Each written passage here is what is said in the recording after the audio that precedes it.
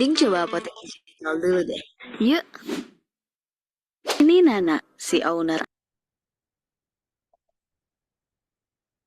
Halo, selamat siang. Assalamualaikum warahmatullahi wabarakatuh. Salam sejahtera, Bapak Ibu semuanya. Apa kabarnya nih? Semoga selalu dalam keadaan sehat dan penuh semangat ya. Perkenalkan kembali, saya yang hari ini masih akan memandu jalannya acara kelas sharing pebisnis apotek di episode ketiga ya, dengan tema hari ini yaitu gak perlu jadi akuntan tapi owner apotek wajib paham perihal keuangan ini. Nanti kelas ini itu akan berdurasi kurang lebih selama 2 jam ya Bapak Ibu, dengan pemaparan materi sekitar 40 menit dan sisanya kita akan alokasikan untuk diskusi santai gitu ya. Insya Allah meskipun singkat, isi materinya padat, praktis dan mudah-mudahan bisa langsung diaplikasikan nih di apotek Bapak Ibu.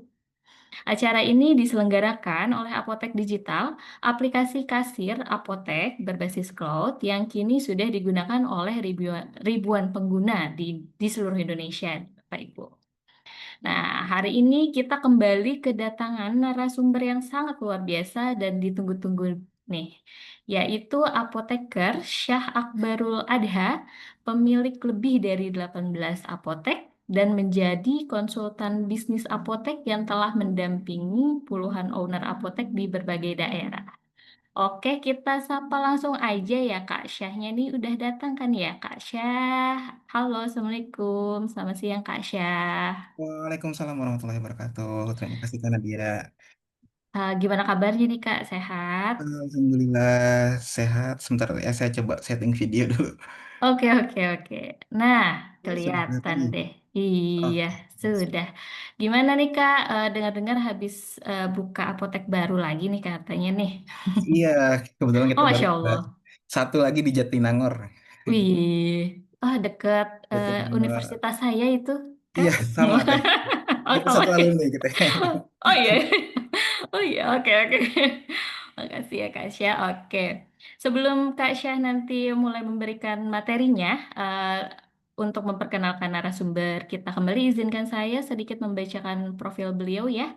Kak Syah ini merupakan seorang praktisi dan mentor bisnis apotek yang sudah malang melintang di dunia farmasi.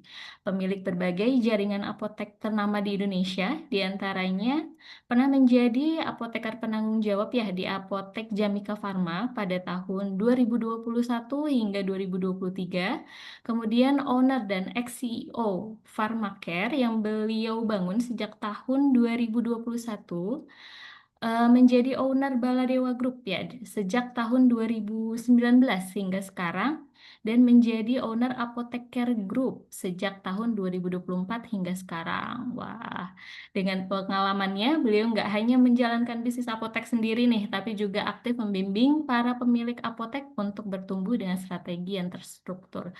Wow, keren banget ya narasumber kita hari ini. Oke deh, nggak usah berlama-lama lagi, kita mulai sesi hari ini. Nanti mungkin kalau ada pertanyaan selama sesi berlangsung, boleh tulis aja ya di kolom chat terlebih dahulu. Nanti kita bacakan di sesi diskusi. Oke, kepada Kak Syah, waktu dan mic-nya saya persilahkan. Oke, terima kasih Teh Nadia dan teman-teman tim Apotek Digital. Saya izin share screen ya kalau gitu ya. Sebentar, sorry. Ya, Bismillahirrahmanirrahim. Assalamualaikum warahmatullahi wabarakatuh. Selamat siang untuk teman-teman semuanya, rekan sejawat apoteker maupun juga rekan sejawat pebisnis apotik yang sudah hadir di kesempatan pada hari ini di pertemuan ketiga ya yang sudah diselenggarakan oleh Apotek Digital. Sebelumnya terima kasih banyak untuk tim Apotek Digital khususnya Pak CEO, Pak Asnan, Teh Nadia dan seluruh tim Apotek Digital sudah memberikan kesempatan nih kepada kita untuk bisa sharing-sharing maupun belajar bareng konsepnya di sehingga hari ini sudah sampai pertemuan ketiga ya. Kita kemarin diisi juga sama Pak CEO langsung itu juga luar biasa bermanfaat. Semoga ke depan juga terus bisa memberikan kebermanfaatan untuk teman-teman semua.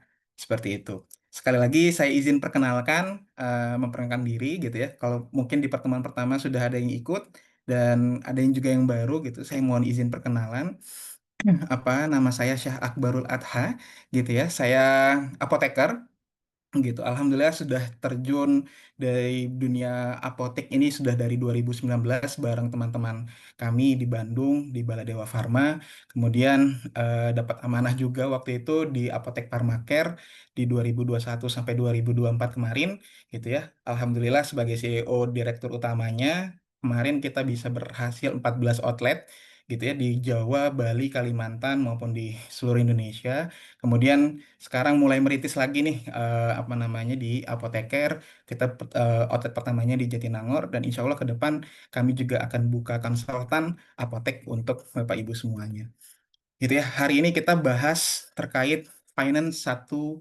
101 untuk owner apoteker. Nggak perlu jadi akuntan, minimal tahu prinsip ini nih gitu. Karena apa namanya ketika Bapak Ibu sudah memutuskan menjadi pebisnis atau membuka apotik, itu Bapak Ibu mau nggak mau harus belajar atau mengerti prinsip-prinsip dasarnya ataupun apa namanya bahasa-bahasa dasar untuk laporan keuangan gitu. Memang sekarang sudah banyak banget ya apa namanya kayak konsultan keuangan, finance keuangan dan lain sebagainya yang bisa bantu Bapak Ibu terkait masalah bisnisnya Bapak Ibu. Tapi itu bisa menjadikan solusi, tapi juga kadang-kadang bisa jadi bom waktu nih Bapak Ibu kalau misalkan Bapak Ibu tutup mata banget nih terkait laporan-laporan keuangan. Jadi minimal Bapak Ibu harapannya di hari ini bisa ngerti sedikit prinsip yang apa sih yang kita harus pahami sebagai owner sehingga kita bisa membaca laporan keuangan, kita bisa mengevaluasi apa namanya bisnis kita, khususnya bisnis apotek kita. Seperti itu ya. Ini terganggu nggak ya? Share screen-nya sudah baik ya, Teh? Aman-aman, Kak. Aman ya? Baik. Oke. Kita langsung masuk. Ini mungkin POV dari owner apotek saat akhir bulan ya gitu ya. Saya pernah merasakan, waduh gimana ya caranya bayar apa namanya hutang PBF, gimana ya caranya bisa ngutang apa namanya hutang pembelian bisa lancar, gimana caranya yang bisa menggaji SDM saya, gimana tunjangan THR nih di akhir bulan ketika mau sudah Lebaran gitu ya, ujung-ujungnya wah nombok lagi, nombok lagi. Ini apotek saya untung nggak ya? Kok omsetnya segini-segini aja nggak ya? Oh ini kayaknya bulan ini cashnya banyak nih, kayaknya saya bisa narik uang dana banyak nih seperti itu. Ternyata ketika sudah dieksekusi, oh kok malah jadi bulan ke depannya malah susah bayar lagi gitu. Nah mungkin ini banyak teman-teman di apotek, owner apotek yang bisa merasakan nasib penanggungannya. Kemudian lalu apa nih kalau misalkan kita sudah pusing? Kita pertama nafas dulu Bapak Ibu. Jadi setelah kita bernafas sudah tenang, kita kemudian evaluasi. Yang pertama adalah kita coba cek lagi yuk, apa namanya terkait pemisahan keuangan yang nomor satu. Pemisahan keuangan ini contohnya adalah ini eh, usaha kita di apotek itu masih menggunakan rekening yang tercampur atau enggak dengan rekening pribadi maupun dengan operasional teknis keuangan gitu. Atau misalkan rekeningnya banyak sekali, ada 5 6 rekening di apotek yang bisa digunakan. Nah, itu coba dievaluasi lagi. Yang kedua, nanti kita bahas satu-satu ke depan ya, Bapak Ibu ya. Saya coba menjelaskan poin-poin intinya dulu saja. Nanti kita lebih banyak discuss di belakang. Yang kedua, pencatatan dan laporan keuangan. Pencatatannya sudah baik belum nih Bapak Ibu? Pencatatannya sudah ada yang terlewat atau enggak atau sudah tersistem atau belum atau masih tulis tangan atau sudah digital dan lain sebagainya. Itu karena pencatatan itu penting gitu. Sehingga nanti kita bisa mengevaluasi dari apa yang sudah kita catat gitu ya. Dan laporan keuangan ini jenisnya juga nggak cuma satu laporan keuangan itu ya. Ada laporan pajak, ada laporan cash flow, ada laporan laba rugi, ada laporan neraca atau aset seperti itu. Nanti kita bahas satu lagi. Yang ketiga ada arus kas atau arus cash flow ya, biasanya kita bilang arus kas gitu ya. Kadang karena eh, berbeda nih Bapak Ibu, uang omsetnya kayaknya 100 juta ya, tapi kok kas saya nggak ada ya. Nah itu nanti mungkin di sana harus terlihat nih arus kasnya sudah baik atau belum ya. Oh ada tunggakan atau enggak ya gitu di sana. Yang keempat ini sistem pembayaran dan piutang. Yang kelima ini pengelolaan stok, stoknya udah jadi dead stock atau misalkan ada kehilangan stok atau misalkan stoknya jadi apa namanya kadaluarsa ataupun memang ada fraud kehilangan dan lain sebagainya itu juga kita harus mengevaluasinya. Yang keenam adalah pengambilan keputusan finansial. Ini contohnya adalah kayak misalkan, oh saya kayaknya perlu nambah satu apoteker lagi nih atau misalkan satu SDM lagi nih gitu dengan budget minimal 4 juta 5 juta itu wise nggak ya gitu. Karena itu mengambil keputusan itu harus berdasarkan dari laporan keuangan ataupun evaluasi-evaluasi yang sudah kita kumpulkan selama ini. Jangan asal, oh saya tambah aja lah yang penting gitu ya. Tapi nanti tiba-tiba meledaknya di belakang saya nggak sanggup bayar atau gagal bayar atau misalkan jadi ganggu operasional di apotek. Seperti itu. Yang ketujuh adalah peran owner dalam sistem keuangannya. Kalau misalkan di kita nih perannya apa nih sebagai approver, maker ataupun approval maker atau semuanya nih gitu. Itu nanti juga Bapak Ibu harus dievaluasinya. Seperti itu. Next, kita di sini eh apa namanya saya coba persiapkan apa namanya Google Sheet ya. Nanti Bapak Ibu bisa sambil materi ini dijelaskan, Bapak Ibu boleh langsung akses dulu di bit.ly atau apoteker strip evaluasi keuangan. Di situ nanti sudah saya siapkan kayak kita semacam form lah gitu ya. Nanti kita bisa melihat kira-kira apotek Bapak Ibu itu sudah sehat ya belum secara keuangannya gitu ya. Nanti follow up-nya akan kami lakukan satu-satu dan insya Allah datanya aman Bapak Ibu. Ini mangga silahkan kira-kira kalau Bapak Ibu berkenan mau mengisi silahkan sambil kita nanti discuss terkait eh, materi pada hari ini. Gitu ya. Nanti bit.ly strip apoteker garis miring evaluasi keuangan. Gitu. Nanti Bapak Ibu cuma isi saja sambil ngisi nanti hasilnya kita kirimkan WA yang ke Bapak Ibu satu-satu. Nah, ini yang kenapa kita wajib punya rekening bank khusus untuk apotek gitu ya. Jangan mencampur uang pribadi dengan uang apotek gitu karena ada nih gitu. Kita juga pernah ketemu owner apotek yang ternyata rekeningnya itu cuma satu Bapak Ibu dalam artian rekening pribadinya untuk masalah keluarga dan lain sebagainya itu tergabung dengan rekening apoteknya nih gitu. Jadi kita nggak bisa membedakan mana pengeluaran untuk pribadi gitu ya, untuk makan, untuk apa namanya kehidupan sehari-hari gitu ya, dengan pengeluaran apotik gitu ya. Kemudian juga pemasukan dari apotik maupun juga pemasukan pribadi gitu. Itu tidak bisa apa namanya sulit gitu karena tercampur apa namanya untuk nge-breakdown lagi itu akan sangat sulit. Yang pertama makanya adalah tetapkan gaji tetap untuk owner gitu ya. Jika owner ikut operasional Bapak Ibu lebih baik apa namanya eh, ngegaji diri sendiri nih gitu ya. Jadi yang pertama rekening harus dipisahkan rekening apotik, rekening pribadi. Nah kalau Bapak Ibu pengen menikmati ataupun mengambil dari fee ataupun hasil dari apotek, silakan menggunakan dari rekening apotek nih, baru ditransfer ke rekening pribadi, gitu ya. Misalkan tetapkan gaji gitu, kalau misalkan ada gajinya, atau misalkan tidak pakai gaji tapi saya mau ngambil share profitnya saja, itu juga bisa, gitu ya. Yang penting silakan harus tetap dipisahkan inventaris pribadi dan bisnis apotek. Kemudian juga buat daftar aset apoteknya nih, gitu ya. List apoteknya apa aja, list pribadinya apa aja. Jangan gampang banget dicampur. Misal, saya dulu pernah, kulkas saya pribadi nggak kepake nih di rumah, gitu ya. Langsung masukin apotek saja nih. Jangan seperti itu gitu. Itu bisa dimasukkan ke dalam misalkan pembelian saja, dibeli saja itu apa namanya kulkas pribadinya dimasukkan sebagai daftar aset apotek. Karena nanti ini akan mempengaruhi laporan keuangan Bapak Ibu semuanya karena asetnya jadi tercampur nih yang pribadi maupun yang punya apotek. Kemudian pengambilan modal harus jelas juga gitu, termasuk dana-dana nombok-nombok nih. Jangan lupa dicatat setoran modalnya. Ini sangat penting sehingga Bapak Ibu bisa tahu nih apotek saya ini sudah BEP belum ya? Oh, saya ini modalnya sudah habis berapa ya? Gitu. Kadang-kadang kita banyak yang menyepelekan meskipun hanya nominalnya 500.000, 10.000, 50.000 yang kita anggap kecil, tapi sebenarnya itu bisa jadi bom waktu di belakang, gitu ya. Oke, nextnya,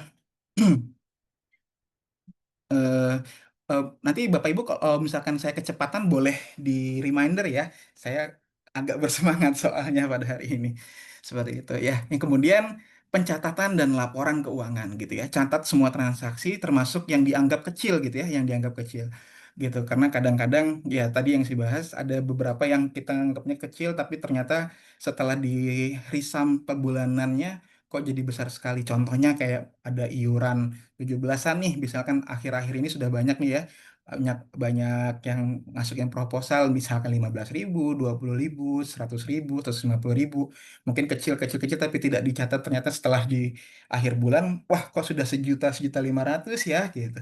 Nah kadang-kadang itu kita nggak apa namanya menyepelekan hal-hal yang kecil. Itu baru dari satu case nih gitu. Gimana kalau misalkan selama sebulan itu banyak sekali case-case yang dianggap kecil dan sehingga ketika dihitung bisa hampir 5-3% dari omset Bapak Ibu semua.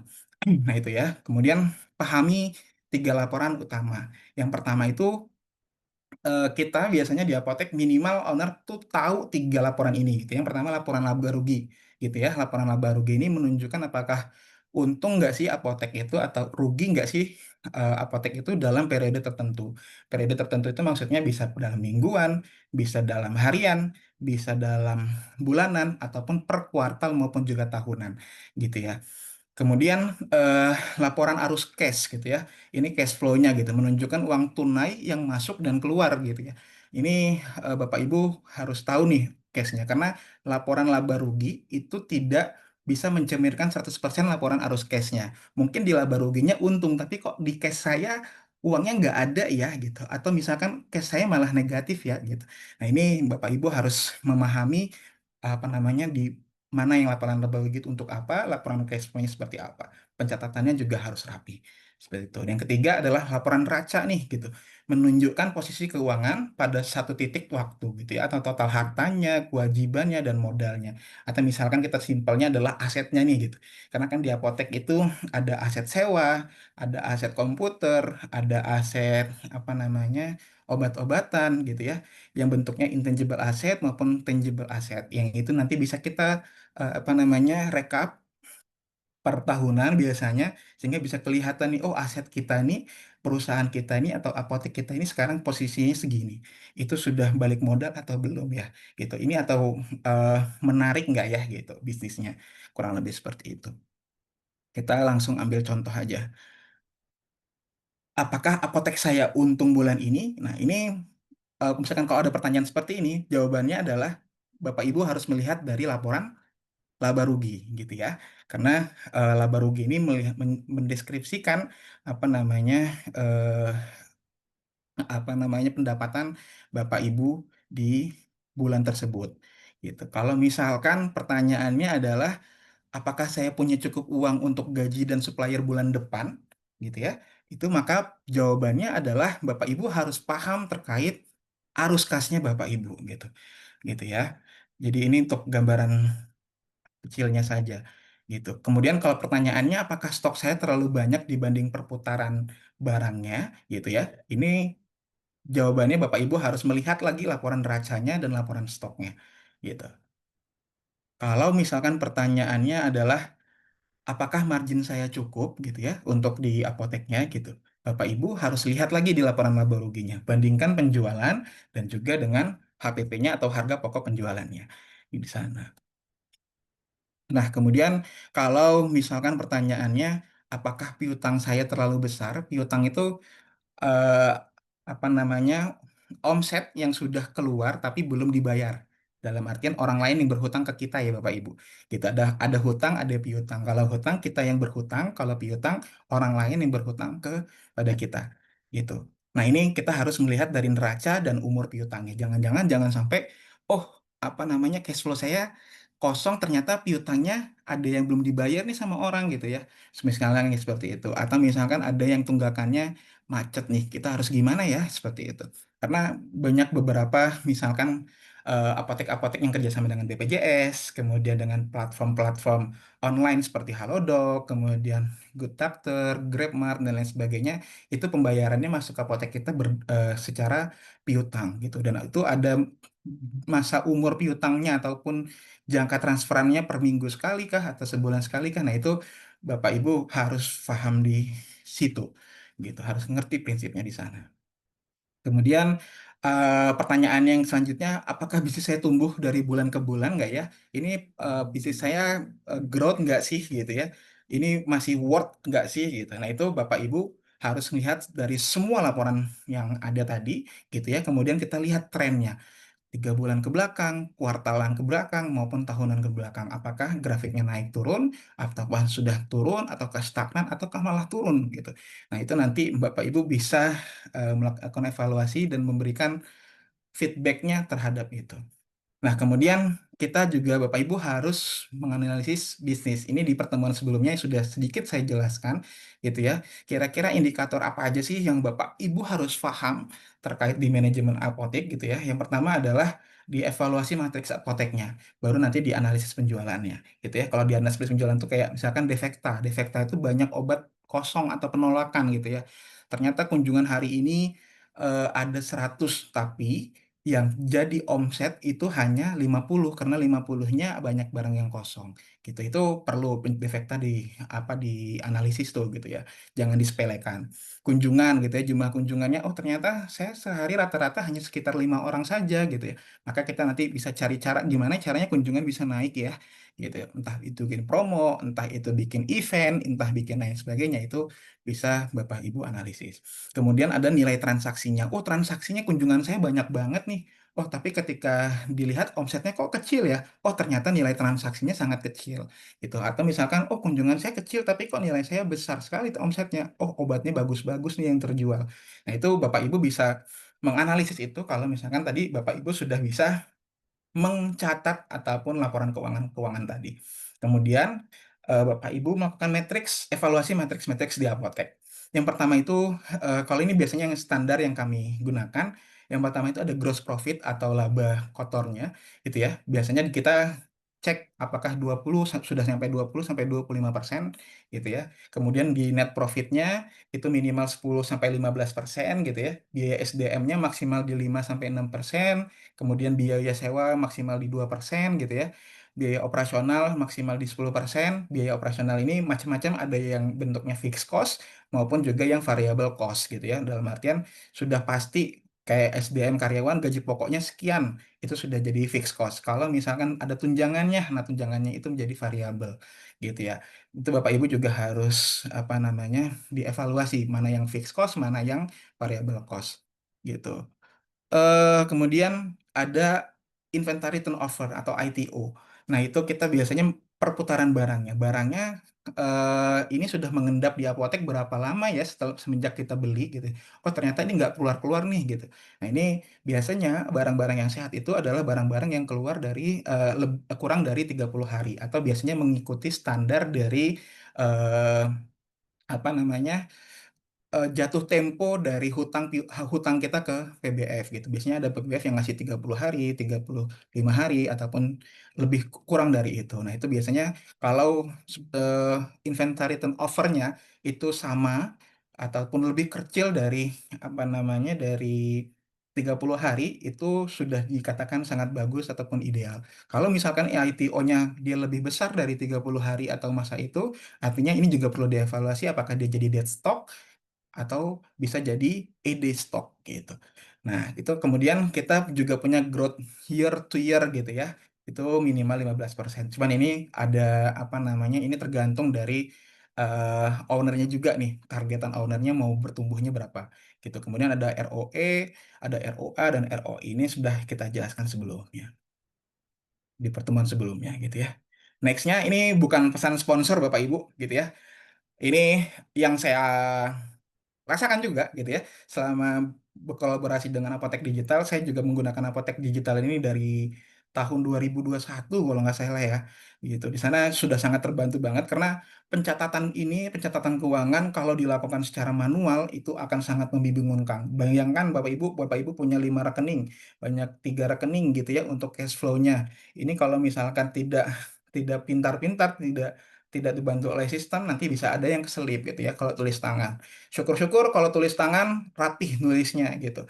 Bisa-bisa kalau takutnya adalah kalau misalkan tulis tangannya bukunya atau buku catatannya hilang atau terselip atau terbakar atau basah atau dan lain sebagainya. Jadi tidak ada backup apa namanya backup untuk laporannya. Itu akan sangat mengganggu sekali karena saya pernah apa namanya dapat klien yang dia memang ya apotek legenda ya biasanya apotek apotek legenda masih pakai tulis tangan gitu ya.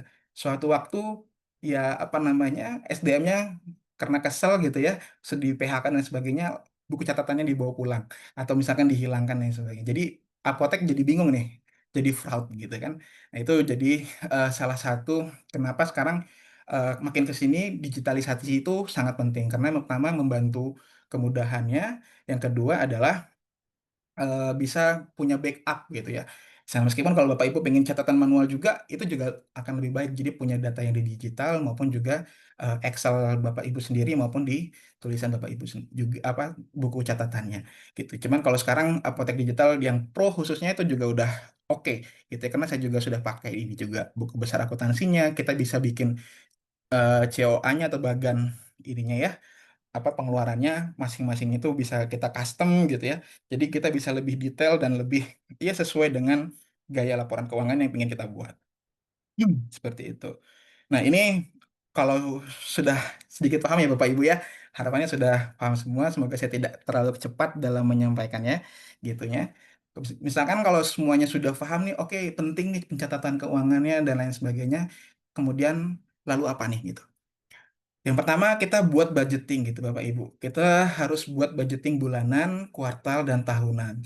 Pahami tujuan budgeting Bapak Ibu. Misalkan saya bulan ini ngebudgeting harus save untuk sewa, untuk karyawan, untuk apa namanya, untuk THR, bonus karyawan di situ. Bapak Ibu harus paham ngebudget. Oh, bulan ini saya pembelanjaan maksimal sekian ya, gitu. Atau belanja apa namanya omsetnya harus sekian. Nah, itu Bapak Ibu bisa harus memahami tujuan budgetingnya untuk apa.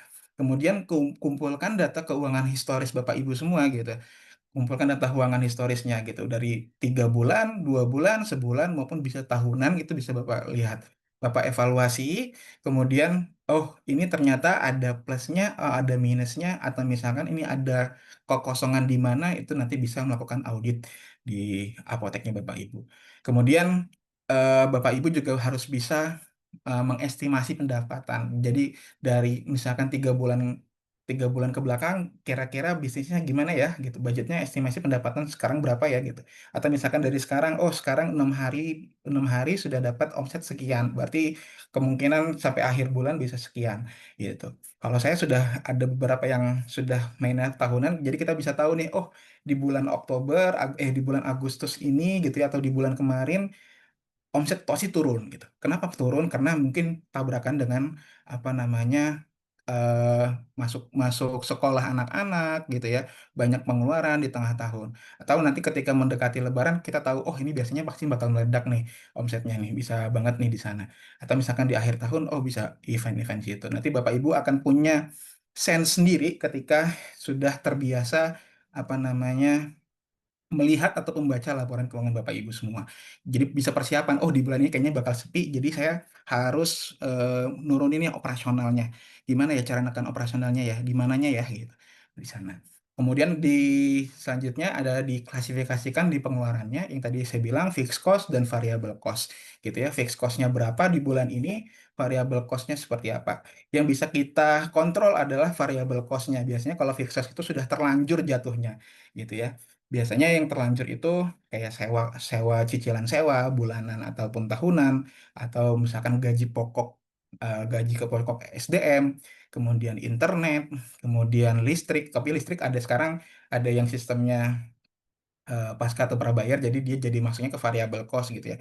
Kalau dulu masuk fixnya sekian. Itu dalam artian Bapak Ibu harus mengklasifikasikan pengeluarannya mana yang masuk fixed cost dan variable cost sehingga bisa Bapak Ibu tahu nih di akhir bulan saya harus mengeluarkan berapa ya, fixed cost pengeluarannya berapa, variable costnya berapa, jadi total eh, pengeluarannya berapa. Kemudian nanti Bapak Ibu bisa mengevaluasi dari matriks yang tadi sebelumnya itu kira-kira sudah lebih dari 10% dari total omset saya atau belum ya, atau misalkan atau kurang sudah kurang dari 10% dari total omset saya atau belum ya, atau nanti Bapak Ibu bisa membuat standar sendiri ini gitu, kira-kira kalau segini aman nih kayaknya gitu. Jadi apa namanya di sana Bapak Ibu sudah bisa tahu nih budgetnya sebulan ke depan akan seperti apa. Kemudian hitung semua semua biaya yang dibutuhkan. Dibutuhkan untuk bulan ini maupun untuk bulan depan maupun juga plan yang tadi Bapak Ibu buat. Misalkan Bapak Ibu mau buat apotek baru gitu ya, mau buka cabang, itu juga harus diperhitungkan itu apakah harus menggunakan profit ataupun simpanan apotek yang sudah ada sekarang ataupun menggunakan dana pribadi maupun investor lagi. Itu juga semuanya harus diperhitungkan. Jangan dicampur-campur gitu ya. Takutnya dicampur jadi malah fraud dan jadi pusing sendiri gitu. Kemudian Bapak Ibu juga harus mensisihkan dana cadangan dan investasi gitu ya. Kadang ada beberapa owner-owner apotek yang pengennya tiap bulan saya harus punya hasil nih gitu. Mau rugi mau untung pokoknya saya harus dapat untungnya. Ada yang wise biasanya dia nggak ngambil semua seluruh hasil keuntungan gitu ya. Bisa kita bagi apa namanya 70%, 80% atau 60% apa namanya keuntungannya, kemudian sisanya diinvestasikan kembali, dijadikan barang, dijadikan obat ataupun dijadikan penambahan-penambahan fasilitas. Nah, itu ada juga owner-owner yang seperti itu gitu. Tapi yang berbahaya adalah ketika Bapak Ibu, yang penting saya untung laporan keuangan kayaknya saya untung 10 juta gitu. Berarti saya bulan ini ngambil di cash 10 juta ya gitu. Nah, itu kadang-kadang yang berbahaya seperti itu karena laporan keuangan dengan laporan cash flow itu tidak sama gitu ya. Jangan-jangan apa namanya 10 juta yang keuntungan itu masih dalam berupa barang gitu ya. Tiba-tiba stok barang bulan kemarin dengan stok bulan ini bertambah. Nilainya berapa? 10 juta. Bapak Ibu ngambil 10 juta berarti Bapak Ibu sudah mengurangi cash 10 juta yang harusnya itu jadi putaran. Nah, kurang lebih seperti itu.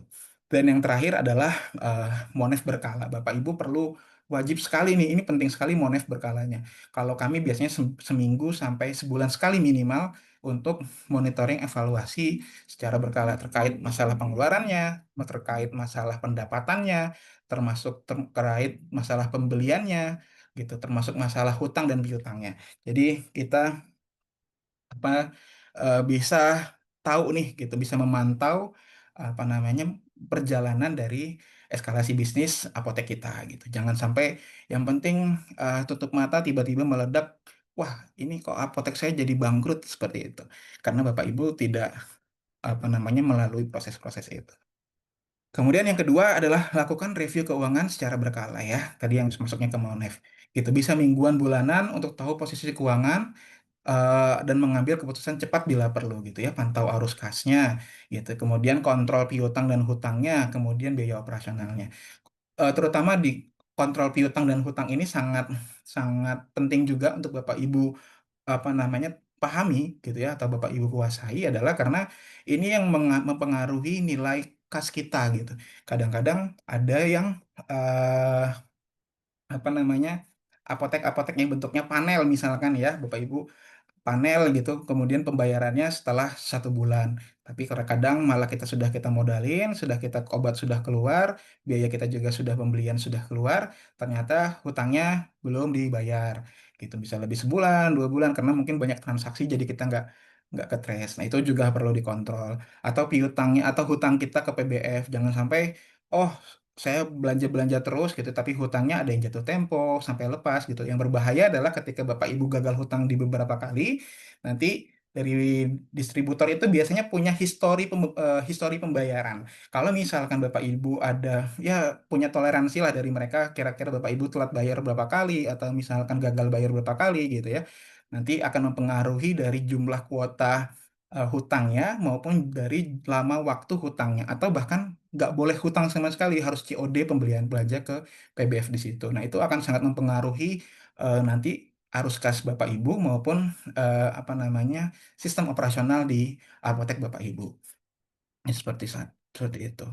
Kemudian yang ketiga persiapkan dana darurat. Ini wajib sekali Bapak Ibu yang sudah apoteknya baik maupun belum baik maupun yang sudah oke banget ya, sudah well perform banget itu harus tetap persiapkan dana darurat gitu ya. Selain buffer cash gitu ya, untuk operasional dan dana untuk investasi dan pengembangan gitu ya. Dana darurat ini penting penting untuk kejadian yang tidak terduga gitu dan yang nggak terduga juga yang nggak penting maupun nggak sangat penting gitu ya. Ini perlu banget. Biasanya saya kalau di teknis operasionalnya di apotek saya biasanya menyisihkan satu satu petty cash khusus gitu ya, satu kotak khusus yang isinya adalah uang, sejumlah uang misalkan 3 juta, 2 juta, 5 juta yang digunakan untuk apa namanya dana darurat gitu. Misalkan yang di luar operasional bulanan yang kita keluarkan gitu. Misalkan ada pembelanjaan lebih nih yang COD, ternyata uang cashnya belum cukup gitu. Tapi nanti dananya Bapak Ibu harus catat, dan kalau bisa setiap closing atau awal closing atau awal pembukaan itu sudah apa namanya, posisi cashnya itu selalu sama nilainya, PT cashnya selalu sama gitu. Atau kalau misalkan kalau di tabungan saya ada yang memang sudah saya siapkan untuk sewa 2 bulan atau sewa untuk 2 tahun, 3 tahun, karena kadang-kadang ada juga eh, pemilik ruko yang kadang-kadang suka labil nih gitu. Oke, diperpanjang 1 tahun ya gitu. Tiba-tiba tahun depan harus bayar 2 tahun ya gitu. Kalau misalkan itu tidak apa namanya, perjanjiannya tidak tertulis dengan baik gitu atau tidak tersetting dengan baik. Nah, intinya dana darurat itu sangat penting karena bisa digunakan untuk operasional Bapak Ibu. Khususnya juga misalkan oh lagi THR ya, dananya kurang banget nih gitu. Bapak Ibu THR harus keluar, Bapak Ibu bisa gunakan dana darurat di sana. Kalau misalkan Bapak Ibu semuanya ya semua ada hasil langsung ditutup ya, tutup buku untuk dikasih ke owner maupun ke investor dari bagi hasilnya, tidak ada persiapan dana darurat. Ketika nanti ada sesuatu kekurangan akan pusing sekali tuh gitu ya, terutama yang bekerja sama dengan investor gitu, karena nanti kita nggak tahu nih modalnya kita bagi dua ataupun siapa yang mau nalangin kerugiannya gitu. Nah, itu kurang lebih yang harus Bapak Ibu pahami gitu ya. Sebagai pemilik apotek, nggak perlu jadi akuntan, tapi setidaknya Bapak Ibu tahu cara baca laporan keuangannya dan sebagainya. Seperti itu. Kurang lebih sekian. Ini saya mohon maaf tidak bisa men-slide apa namanya detail praktis dalam artian eh, laporan keuangan secara besar ya gitu, karena kita belajarnya hari ini adalah prinsip gitu. Bapak Ibu minimal tahu untuk masalah kayak ilmu-ilmu dasar seperti HPP itu apa, kemudian laba rugi itu seperti apa, dan itu sebenarnya banyak banget sudah bisa Bapak Ibu pelajari gitu ya, bisa lewat ChatGPT juga bisa, di YouTube juga bisa, tapi setidaknya pada hari ini kami ingin memberikan bahwa prinsipnya Bapak Ibu harus melek laporan keuangan, minimal tahu nih. Nah, nanti Bapak Ibu klik lagi gitu ya. Kalau sekarang apotek digital sudah punya laporan keuangannya itu juga sudah sangat cukup sekali membantu Bapak Ibu, dan Bapak Ibu tinggal menguasai dan pelajari yang ada di sana sehingga apotek bisa berjalan sesuai dengan harapan Bapak Ibu semuanya. Kurang lebih sekian untuk materi pada hari ini. Mungkin kita langsung masuk ke sesi diskusi ya gitu. Oke, makasih sebelumnya kepada Kak Syah. Boleh Kak Syah mau break dulu sebentar? Silahkan Kak. Ya, saya izin ambil minum sebentar saja. Oke, oke, sebentar. Kita tunggu Kak Syahnya sebentar ya, Bapak Ibu, karena sebelum masuk ke sesi diskusi, boleh kita dokumentasikan dulu ya momen hari ini. Jadi boleh untuk semua peserta untuk menyalakan kameranya sebentar lagi ya, kita foto bareng dulu. Nanti minta tolong dari tim Apotek Digital untuk nge-screenshot ya. Tuh, kita tunggu sebentar ya untuk Kak Syahnya.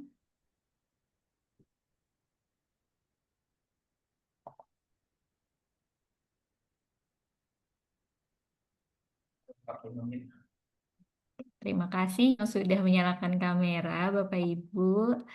Boleh yang lain yang bisa buka kamera ya?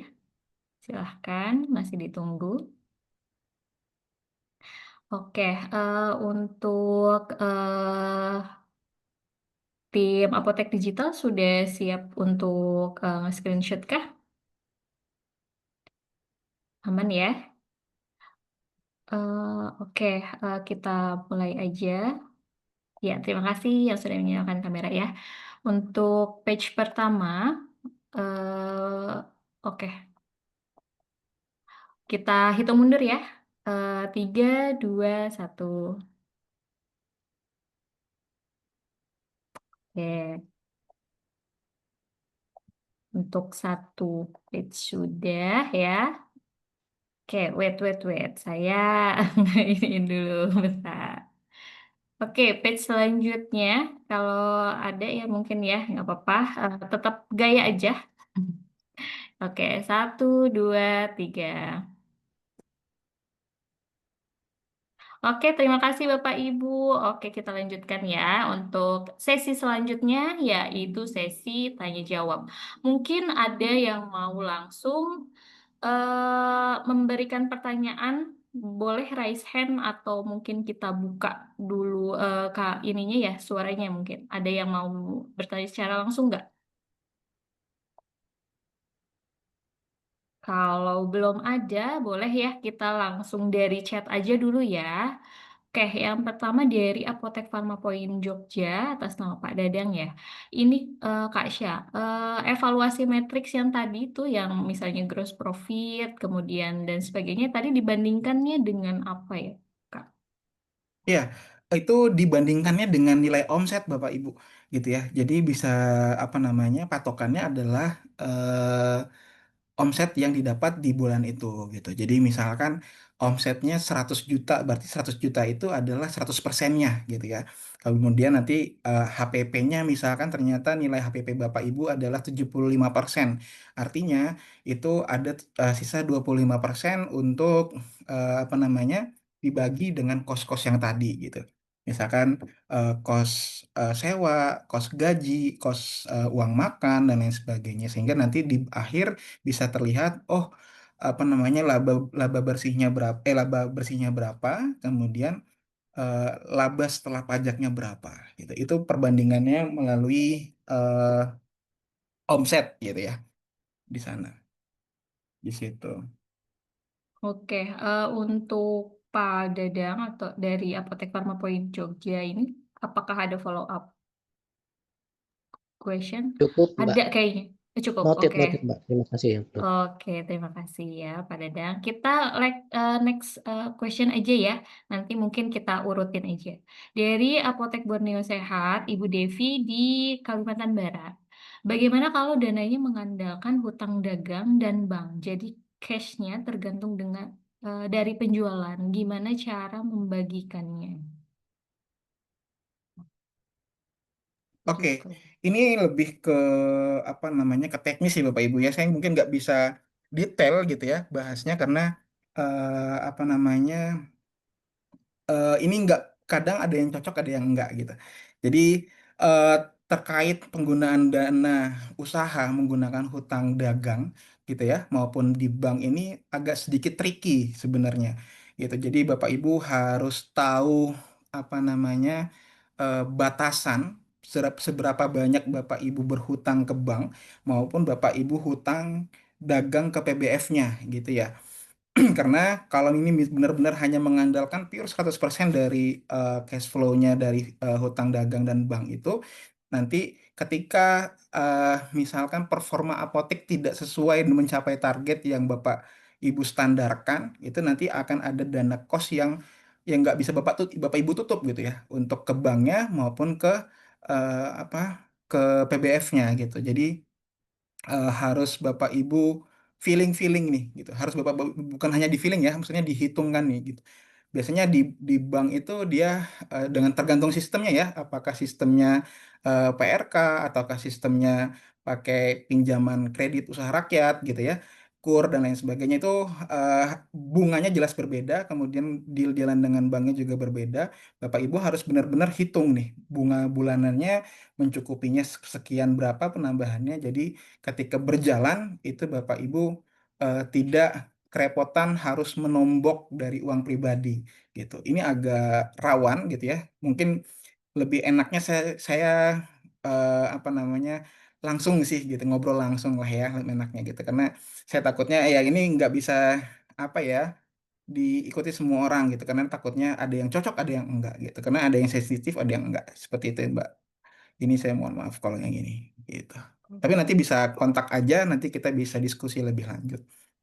Oke, untuk Ibu Devi, apakah ada pertanyaan follow up? Sebenarnya di bawah ada nih Kak Syah untuk dari Bu Devi lagi, Hmm? apakah ini apa berhubungan ya dengan pertanyaan yang pertama? Kemarin waktu pertama kali di apotek digital tidak masuk modal. Jadi modalnya di laporan neraca negatif banyak banget. Katanya gimana caranya? Iya, Ibu tinggal Hmm. dibuka aja di Bu. Ini teknis ya berarti ya Bu ya.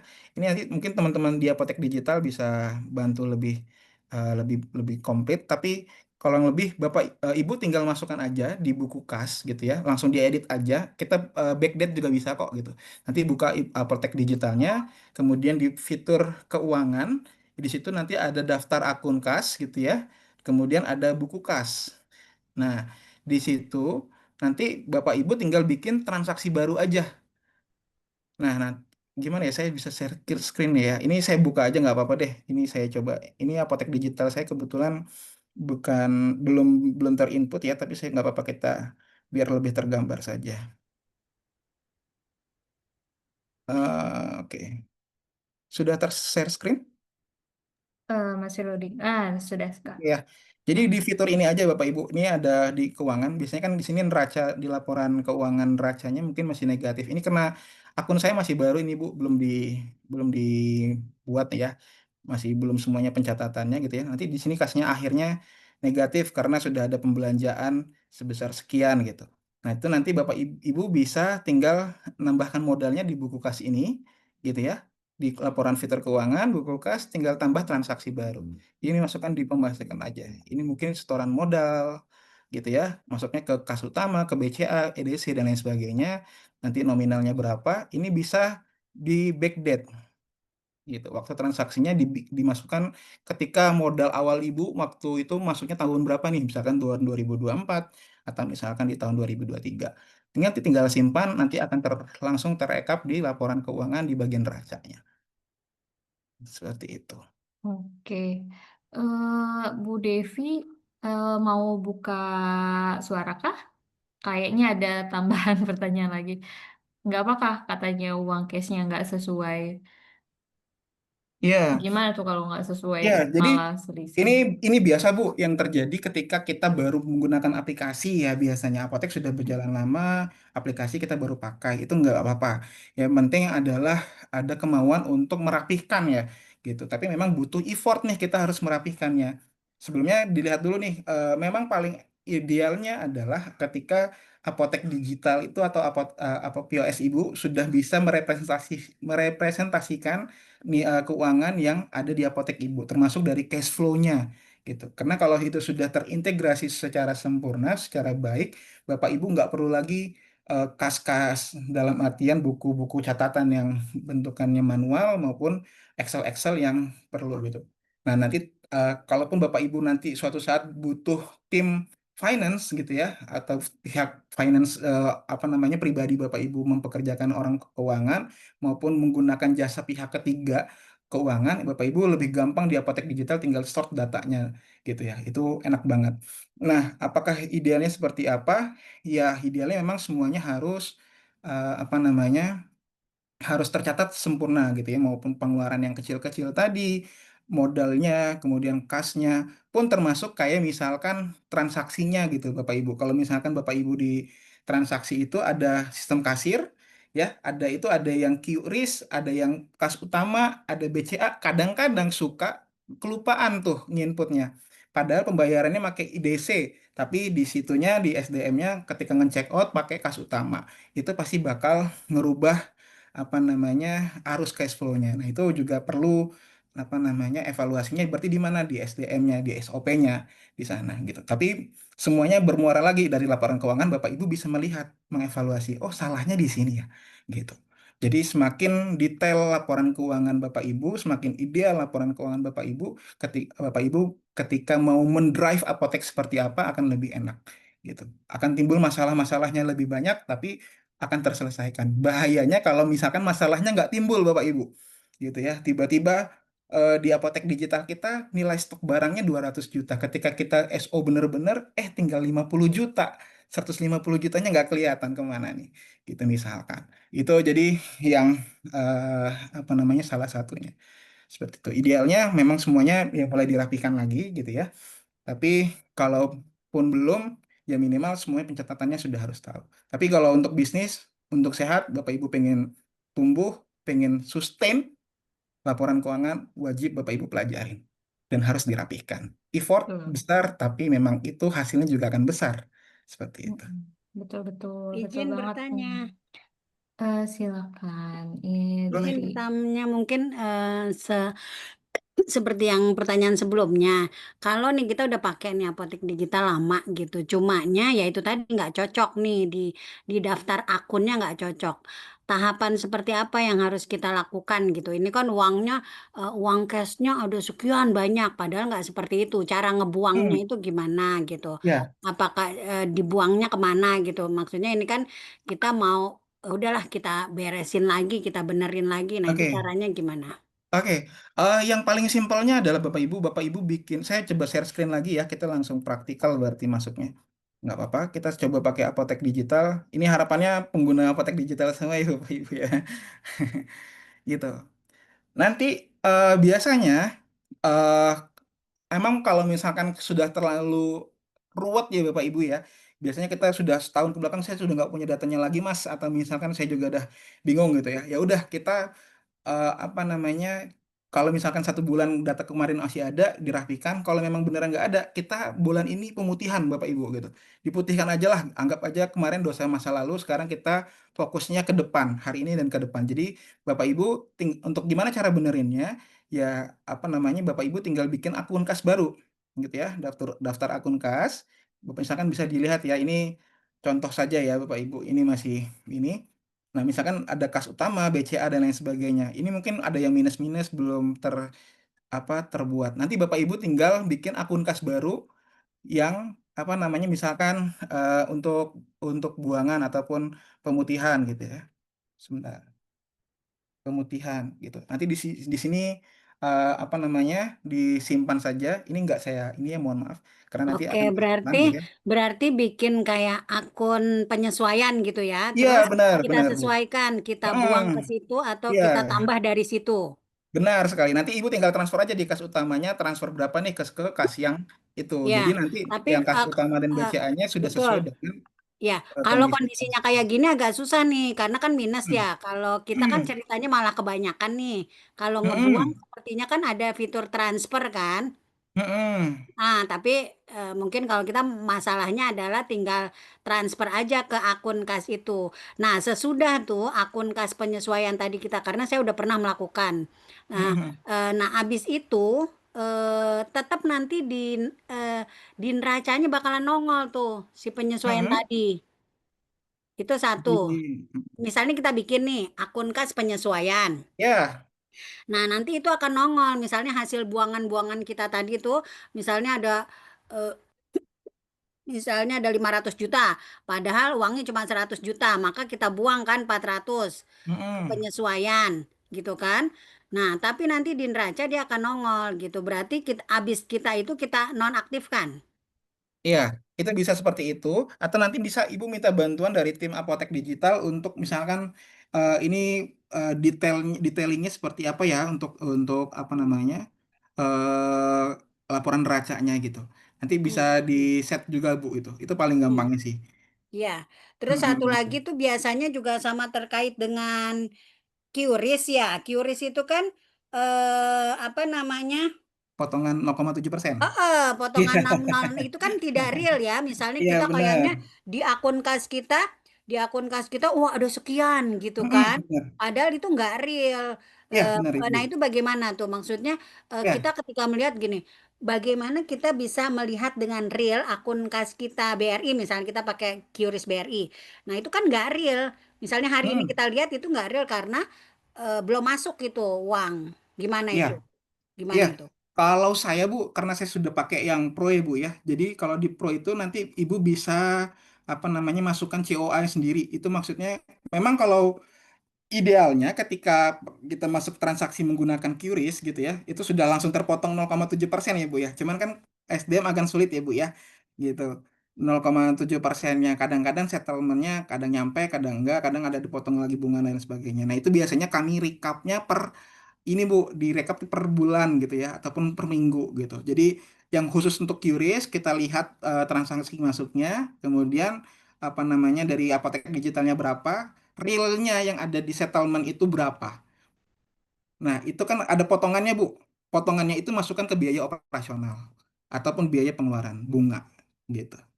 Jadi tetap harus diinput gitu. Karena kalau nggak itu nggak diinput gitu tidak mencerminkan ya akan ada selisih di apa namanya di apotek digital maupun ini. Karena memang sebagian perlu kalau untuk yang bentukannya BPJS gitu ya Bu ya, itu kan bentuknya tadi ya piutang ya ataupun misalkan apa namanya sistem pembayaran dari platform-platform kan beda-beda ya Bu ya. Kadang Halodoc ada yang 10%, ada yang 15%, kita reguler ada yang 20%, kadang ada yang agak suka rumit gitu. Nah, itu yang penting pencatatannya, selisihnya jangan sampai lupa aja dimasukkannya. Teknisnya bisa per harian atau ibu masukkan ke diskon langsung 0,7% itu bisa, atau paling mudahnya adalah ya udah itu kita bisa melihat transaksi sebulan itu QRIS-nya berapa, kemudian kita cocokkan dengan rekening korannya, penerimaannya berapa, selisihnya masukkan ke dalam biaya. Gitu. Karena yang realnya adalah di laporan buku rekening ibu gitu ya, dalam artian di settlement di QRIS-nya. Karena sudah ada potongan. Seperti itu. Oke, terima kasih. Oke, terima kasih Bu Elfrina atas pertanyaannya. Semoga menjawab ya. Untuk tadi juga untuk Ibu Devi, jika ada hal-hal yang mau dikonsultasikan ke Kak Syah nih, boleh banget. Eh, mau langsung misalnya ya konsultasi kepada Kak Syah, ke hubungin admin aja nanti kita kirim ke nomornya Kak Syah ya. Jadi Ibu bisa langsung konsultasi kepada eh, apoteker gitu ya, konsultan bisnis kita. Oke, untuk nextnya ada yang sudah raise hand kepada Pak Imam Wahyudi. Boleh, silakan.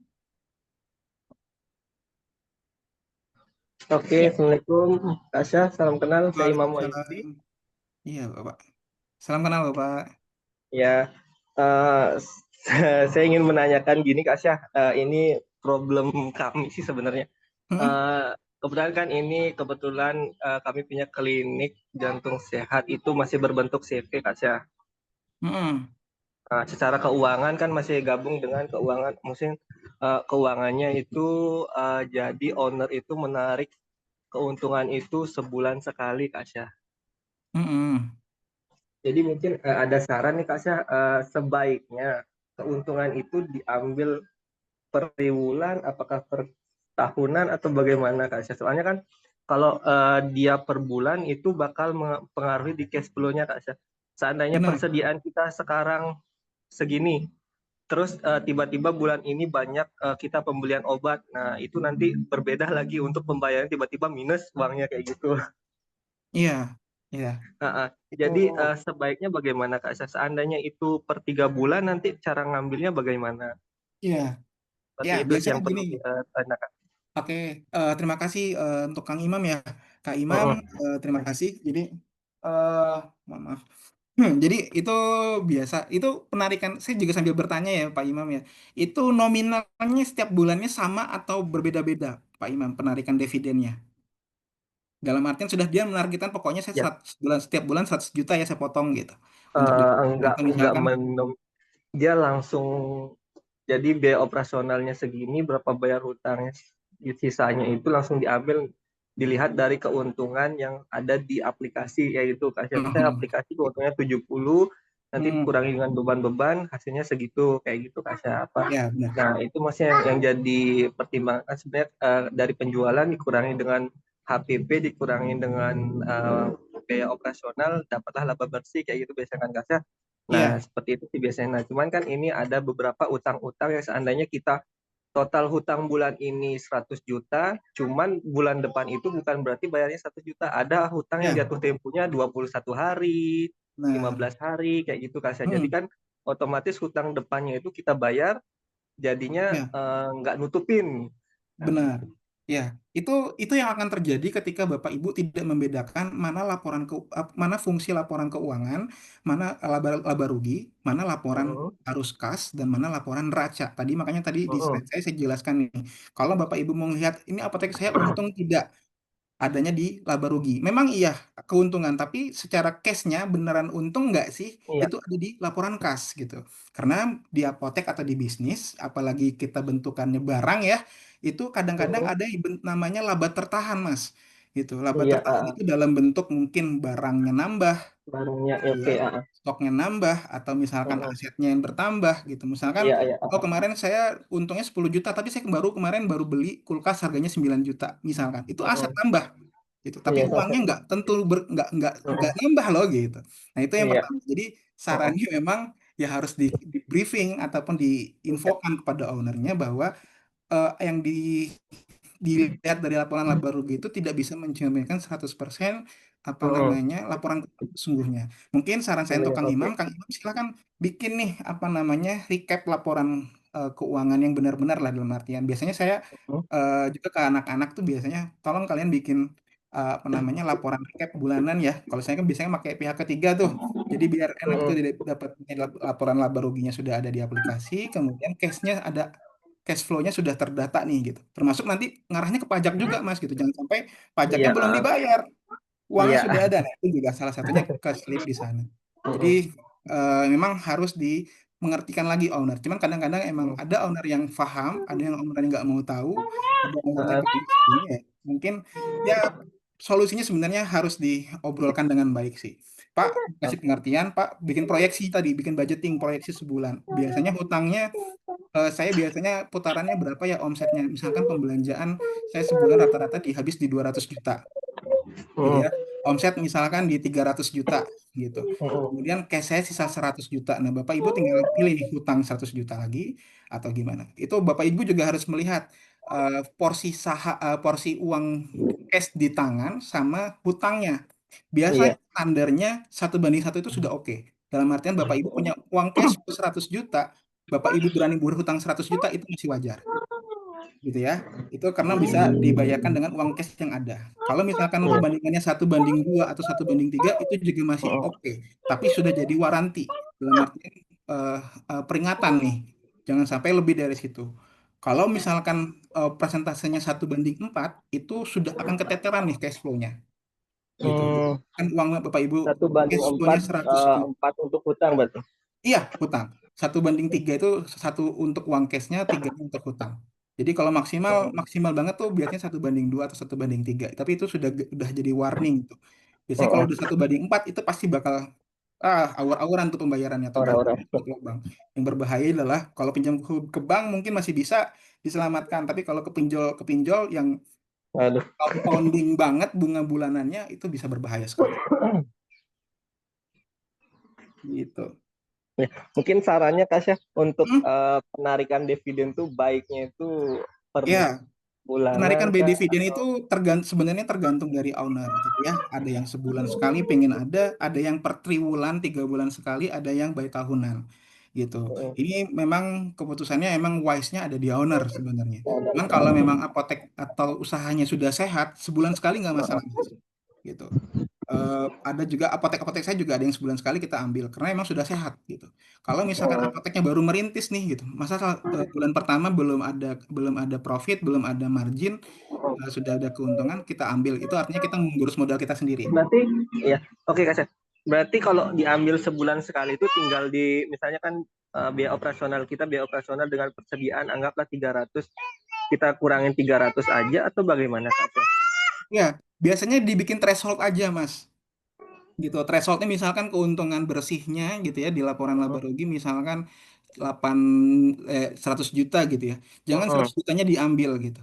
Gitu. Tapi dibikin threshold mungkin misalkan 60 juta atau 50 juta aja gitu. Kalau kita misalkan kita nggak mau pusing apa namanya ngitung ya gitu. Kalau mau benar-benar sesuai dengan data proyeksi bulan depan, Mas Imam harus bikin proyeksi. Bulan depan itu pembayarannya kebutuhannya segini segini segini gitu. Dan uang cash yang sekarang segini segini berarti sisanya tinggal segini untuk dividen. Itu boleh. Oke. Penting ada sisa. Kalau nggak ada sisa ya susah. Nanti bakal jadi hutang bulan depan seperti itu. Oke. Ya, Siap. semoga menjawab Pak Imam ya. Oke, siap. Oke, terima kasih. Sudah ada 2 orang yang menunggu giliran nih, Kak Syah, untuk Apotek Farma Point Jogja ya, Pak Dadang ya. Silahkan, Pak. Baik, terima kasih Kak. Pak Syah, izin Pak. Ini kaitan dengan pembelian ke PBF ya. Itu kan di aplikasi apotek digital kan ada analisis pembelian ya di situ. Ya. Ada Pareto segala macam dan saya udah coba review bagus gitu. Nah, itu dari pengalaman yang ada, apakah itu cukup tepat untuk dipakai dasar pembelian di bulan berikutnya? Hmm. Misalnya penjualan di bulan Juli sekian-sekian, kan Paretonya keluar tuh di Hmm. A, B, C-nya keluar. Nah, sampai yang 0 berapa, terus rekomendasi belinya pun berapa, sampai ke Hmm. PBS-nya mana. Nah, itu Oke. apakah dengan pengalaman Pak Syah selama ini pakai aplikasi itu cukup tepat dipakai, jadi kita nggak lelah lah menganalisisnya gitu, Pak Syah. Hmm, hmm. Demikian, Pak. Ya, sebenarnya sangat membantu Pak untuk di awal-awal ya, gitu. Maksudnya nanti akan apa namanya? Sebenarnya kalau kita ujung-ujungnya di pengadaan itu meskipun by data juga ya, tapi nanti akan punya sense sendiri Pak. Karena tiap tahun itu musimnya nggak sama Pak. Gitu. Mungkin sekarang lagi musimnya flu batuk gitu ya, Paretonya emang flu batuk dan lain sebagainya. Tapi kita sudah pengadaan, bulan depan banyaknya pusing atau vitamin yang keluar dan lain sebagainya. Tapi setidaknya untuk apa namanya produk-produk untuk yang sudah di apa namanya di Pareto dan analisa pembelian itu, setidaknya Bapak barangnya nggak kosong ketika ada yang beli gitu ya. Itu jadi apakah bermanfaat? Sangat bermanfaat sekali Pak gitu. Cuman itu gampang, apalagi sekarang sudah ada fitur AI nih di apotek digital. Saya juga sering pakai kok apotek digital karena saya kadang suka bingung gitu ya, tolong buatkan pembelian untuk hari ini ya, kira-kira Pareto pertamanya apa gitu-gitu. Itu sudah bisa di AI-nya gitu. Itu setidaknya tetap harus dengan asisi Bapak. Kadang-kadang kan kayak namanya sistem, kadang juga kadang ada benernya, kadang juga ini tetap keputusannya ada di Bapak gitu. Karena nanti pengaruhnya di keuangan Pak gitu. Misalkan di analisis pembeliannya Bapak diharuskan beli 10 box, tapi uang cash flow Bapak nggak cukup 10 box gitu. Kalau Bapak paksakan kan agak berbeda ya gitu. Tapi setidaknya untuk list barangnya apa aja, kemudian ini kayaknya sarannya apa aja, itu di aplikasi apotek digital selama ini sangat membantu kami di operasional sih Pak. Gitu.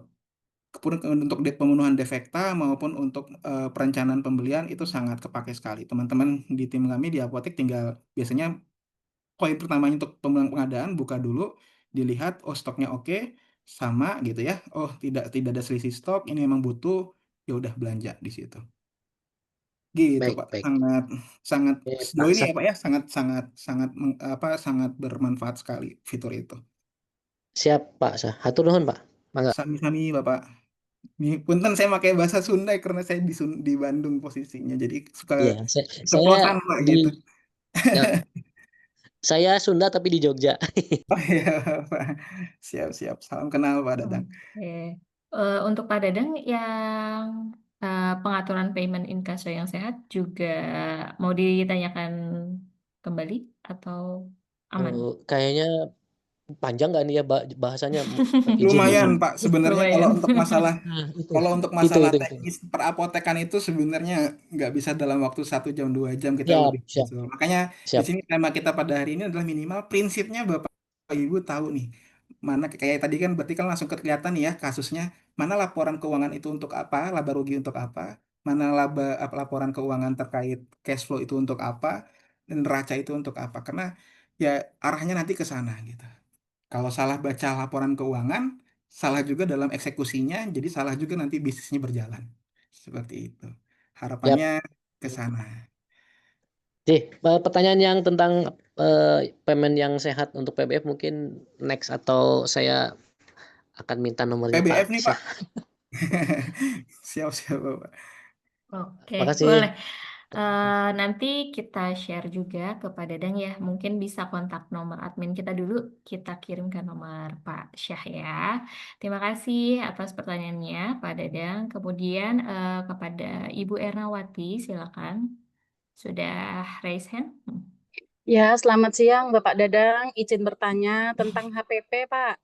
Iya Pak, Ibu. Ini saya itu kalau melihat di laporan saya, laporan saya di aplikasi, di apotek digitalnya, HPP dibandingkan sama omsetnya itu sepertinya itu antara real yang saya itu berbeda gitu. Kira-kira itu saya salahnya di mana ya? Kesalahan di mana gitu. Berbedanya gimana Bu? Lebih besar Jadi HPP-nya? hasilnya HPP-nya itu 65%, tapi kalau menghitung real tidak sampai segitu gitu, Pak. Oh, Apakah saya itu ada salah nginput HPP begitu, Pak? Oke, Mungkin yang pertama ada beberapa kemungkinan nih Bu ya. Yang pertama diskonnya HPP dari faktur, cara nginput fakturnya sih Bu. Itu mungkin Iya. dulu Nah, gitu ya. Cara nginput faktur kan biasanya faktur itu ada yang angka akhirnya itu sudah termasuk PPN. HNA plus baik. PPN ya biasanya ada atau belum terinput ketika nginputnya gitu. Jadi seolah-olah oh marginnya lebar sekali gitu ya. Tinggi. Karena Iya. ternyata PPN-nya nggak diinput gitu. Jadi Hmm. baru harga HNA-nya aja nih yang terinput di apotek digital sehingga margin ketika harga jualnya jadi besar sekali gitu. Itu bisa dimasukkan bisa dicek di sana Ibu. Kemungkinan Hmm. besar akan ada di situ di cara penginputan fakturnya. Kalau misalkan sudah besar harusnya dan Ibu mengeset marginnya sudah benar, harusnya base system tidak akan masalah gitu. Kalau misalkan Hmm. masalahnya karena kalau misalkan di Ibu bermasalah harusnya di aplikasi orang lain juga akan bermasalah. Di servernya ada salah di server gitu Hmm. ya. Atau ada Salah bug lah penginputan di saya. server. Hah? Baik, Pak. Salah penginputan saya berarti ya, Pak, ya, kemungkinannya. Kemungkinan besar ada di salah penginputan. Penginputan faktur maupun penginputan kategori-kategori tadi biar diskonnya, HNA PPN-nya ataupun di penginputan marginnya. Seperti itu. Baik. Kalau di stok itu misalnya ada 3 HPP ya, Pak, ya. HPP pertama itu 0 Hmm. karena itu barang baru ya, barang baru belum pernah Hmm. datang dan kita langsung inputnya harganya belum tahu, kita inputnya 0 dulu nih, Pak. Nah, lalu Hmm. ternyata di aplikasi itu munculnya yang 0 ini ada stok misalnya 20, habis itu ada HPP yang baru di bawahnya muncul stok itu 100 tapi dengan benar HPP sesuai dengan faktur gitu, Pak. Kalau Hmm. seperti itu pengaruh juga nggak ke hasil HPP-nya? Enggak, Bu. Nanti yang tergantung Yang ketika yang di terbaca? barang yang terjualnya, Bu. Jadi ketika yang terjualnya HPP 0, itu Ya. terhitungnya HPP 0, Bu. Hmm. Gitu. Jadi nanti makanya ngeset harganya emang biasanya pakai HPP yang tertinggi saja gitu ya kalau sudah ada itu ya case-nya gitu. Karena nanti kalau misalkan ada 100 item yang Iya, HPP-nya 0 gitu ya, kemudian ada 100 lagi biasanya itu di waktu pembeliannya yang berbeda ataupun PBF-nya berbeda ya, Bu ya. iya betul, Pak. Timbul terjadinya seperti itu. Nah, itu kan sistem akan mendeteknya berdasarkan barang yang keluar kalau nggak salah. Jadi kalau misalkan barang yang keluar dan ibu check out-nya HPP-nya 0%, itu nanti ya HPP-nya 0% gitu di yang terhitungnya. Maka nanti laporan keuangannya juga akan mempengaruhi HPP realitasnya. Seperti itu. Kalau misalnya caranya membenarkannya gimana ya, Pak, ya? Ada nggak caranya Oke. gitu? Untuk Saya melihat, itu oh HPP agak saya ini bener nggak gitu? Itu agak tricky sih Bu. Jadi mungkin nanti kita bisa lebih apa namanya lebih private lagi atau bisa ke teman-teman tim apotek digital untuk bisa mengajari bagaimana cara penggunaan fiturnya lebih baik gitu Baik, baik. di sana Ibu. Cuman kurang Ya, lebih baik, Bapak. gambarannya salahnya di situ Bu di sana. Baik, terima kasih, Pak. Mari sama-sama Ibu. Baik, terima kasih Bu Ernawati. Next dari Apotek CND Sehat. Bagaimana cara menarik profit di laporan keuangan? Apa pakai penarikan laba atau bagi hasil nih, Kak? Oke, ini ya yang mana sih Teh? Sorry. Apotek CND Sehat. Agak atas sih, Pak. Saya ini masih share screen ya? Ya, enggak. Gimana caranya stop? Sebentar. Enggak share screen kok, Oh, Kak. saya nggak share screen ya? Enggak. Ya. Aman. Bagaimana caranya? Menarik profit di laporan keuangan, katanya. Apa pakai penarikan laba atau bagi hasil? Sebentar, saya masih menyambung pertanyaannya.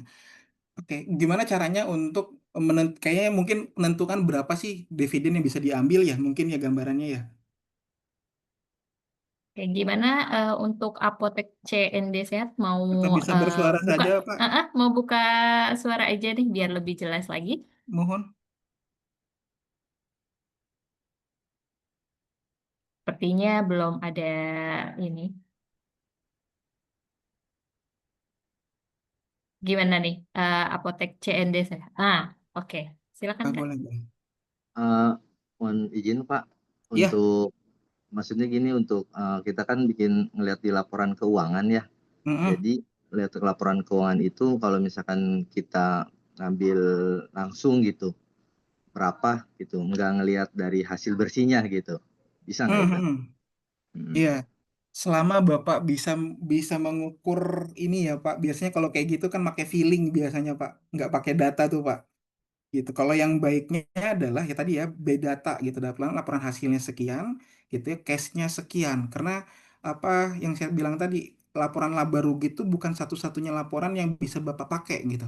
Karena kalau Bapak buka acuannya hanya di laporan laba rugi, kemudian Bapak mengambil keputusan gitu ya. Tadi makanya di slide saya ada apa namanya, salah satu faktornya pengaruhnya adalah di pengambilan keputusan owner nih untuk masalah finansial itu nanti bakal mempengaruhi operasional apoteknya gitu. Ya syukur-syukur nggak mempengaruhi secara operasional secara penuh ya Pak ya. Takutnya kan malah tutup atau misalkan jadi bangkrut, operasional jadi berhenti gitu dan lain sebagainya.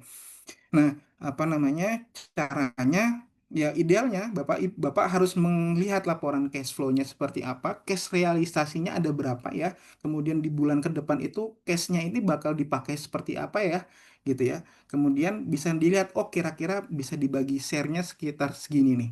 Nah, itu idealnya seperti itu.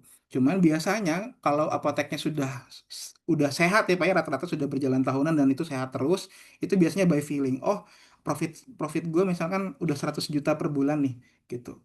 Saya ngambil 50 kayaknya masih aman gitu. Tapi kalau ngambilkan 100 mungkin bisa aman untuk saat ini gitu, tapi nggak bisa dipakai untuk bulan depan bulan selanjutnya gitu. Karena nanti pasti akan mengurangi cash yang Bapak ada sekarang seperti itu gitu. Kalau misalkan apalagi kalau misalkan cashnya benar-benar ada untung langsung diambil 100% gitu ya keuntungannya, tidak ada yang diinvestasikan, ada yang tidak didana daruratkan ataupun tidak ditabungkan gitu. Itu nanti pasti bakal sangat mepet sekali gitu. Jadi cara menarik profit di laporan keuangannya, Bapak lihat laporan keuangannya berapa, misalkan 100 juta laporan bersihnya, laba bersihnya 100 juta gitu, amannya Bapak bikin threshold gitu. Jangan semuanya dijadikan langsung ambil 100% 100 jutanya gitu. Minimal 50%, 70%, 80% dari itu. Karena acuannya kira-kira ada laba tertahan nih. Atau misalkan ada eh, apa namanya kebutuhan nih untuk bulan depan. Seperti itu, Pak. Gitu. Nanti akan by feeling sendiri ketika sudah Bapak itu sudah benar. Karena kalau misalkan pakai feeling terus, feelingnya salah dengan cara yang salah, nanti takutnya meledaknya di belakang, Pak. Gitu. Tiba-tiba case-nya nggak sanggup untuk bayar. Padahal kemarin apoteknya untung terus, tiba-tiba salahnya di manajemen di case-nya gitu. Jadi mau nggak mau apotek harus Bapak harus nambahin modal ataupun ya Bapak harus berhutang gitu. Jadi nggak nyaman yang apoteknya sehat jadi sakit seperti itu karena masalah bagi bagi duitnya aja gitu seperti itu. Dan kita pengennya kalau bisnis apotek itu sustain ya Pak ya, jadi apa namanya sedikit-sedikit lama-lama jadi bukit lah hitungannya seperti itu. Jadi ya memang profit kita tujuan kita, tapi jangan sampai profit itu jadi apa namanya jadi menghambat pertumbuhan bisnis kita. Kita pikir jangka panjang ya di sana. Makanya laporan keuangan itu laporan laba ruginya, laporan neraca keuangannya, kemudian laporan cash flow-nya Bapak benar-benar harus Bapak pahami gitu. Sehingga untuk kebijakan-kebijakan ataupun keputusan-keputusan terkait finansial Bapak nggak salah langkah seperti itu. Jadi apotek tetap sehat, apotek tetap bisa growth dan berkembang seperti itu. Oke, semoga menjawab ya, Pak. Kemudian untuk 3 pertanyaan terakhir nih ada satu yang mau sudah raise hand, Kak. Dari Apotek Cranial Pharma, silahkan. Boleh langsung aja buka suaranya. Halo Pak, mau nanya terkait kan untuk yang pro ada daftar akun yang di akuntansi. Mm-mm. Nah, di situ kalau kita daftarkan misalnya pengeluaran untuk biaya air minum. Tapi ketika kita mau transaksi pengeluaran di keuangan buku kas kok nggak muncul ya untuk pilihan daftar akunnya itu ya? Itu sudah pro Pak ya? Iya, udah pro. Sudah pro, kemudian oke. Di akuntansi ya Pak ya? Iya, Itu di akuntansi. itu gemboknya sudah dibuka belum Pak? Oh, belum kayaknya. Ya gitu. Cara, Itu bisa cara coba buka kontak ya, Pak? timnya aja Pak untuk terkait apa kustomisasi chart ya gitu. Nanti mungkin lebih spesifik sih Pak itu ngejelasinnya. Oh gitu ya. Iya, itu bisa manual banget, dalam artian kalau sudah pakai Pro, daftar akuntansinya, COA-nya bisa apa namanya by custom gitu ya, gitu. Nanti bagaimana cara menggunakannya, bagaimana itu mungkin nanti akan ada sesi sharing lab lebih beda topik gitu ya, ya maksudnya di sana untuk Teh Nadia dan tim Apotek Digital mungkin arahan di sana.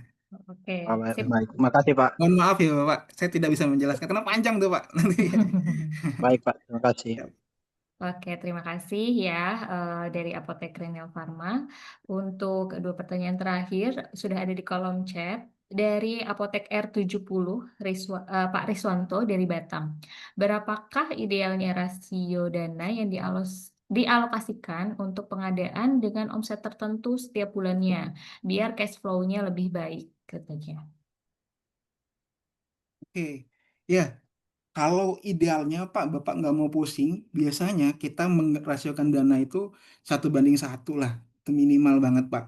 Dalam artian, saya kayaknya belanja, dilepas hutang ya Pak ya, dilepas hutang biasanya kalau misalkan saya mau omset eh, bulan ini 300 juta, setidaknya saya punya dana 300 juta juga gitu. Dalam artian cashnya gitu untuk pembelian maupun enggak. Karena kalau itu misalkan kita nggak pakai sistem hutang gitu ya. Sebentar Bu. Ini saya agak ini senyum-senyum soalnya saya kenal sama Pak Riswanto ini gitu. Jadi iya. Nah, itu intinya kita pakai konsep yang tadi aja, hutang-hutang ya. Dalam artian aman ya ketika Bapak harus punya uang cash itu 1:1 dari jumlah piutang, hutang ke depan gitu ya. Itu lebih aman.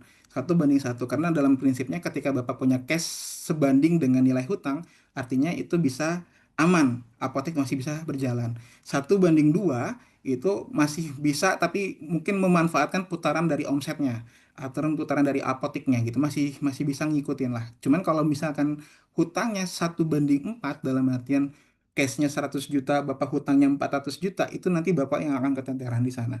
Jadi itu rasionya mungkin patokannya di situ aja gitu.